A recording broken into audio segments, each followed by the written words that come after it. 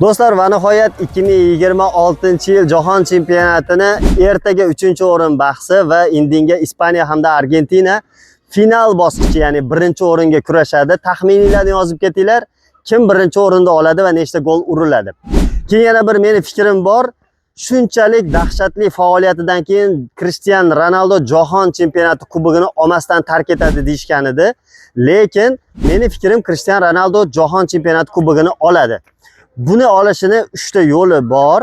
Birinchi yo'li, kelasi 4 yildan keyin ham Jahon chempionatida u Portugaliya jamoasi bilan tashrif buyuradi va ko'pincha zaxiradan o'rin olib, ayrim vaqtlarda tushib, agar Portugaliya chempion bo'ladigan bo'lsa, yutishligi ehtimoli bor kubokda. Yana bir yo'li, Cristiano Ronaldo o'z farzandi orqali Jahon chempionati kubogini qo'lga kiritishi mumkin. Eng oxirgi 3-yo'li esa Cristiano Ronaldo qaysidir jamoani murabbiysi bo'lib, Jahon chempionati kubogini olishligi mumkin.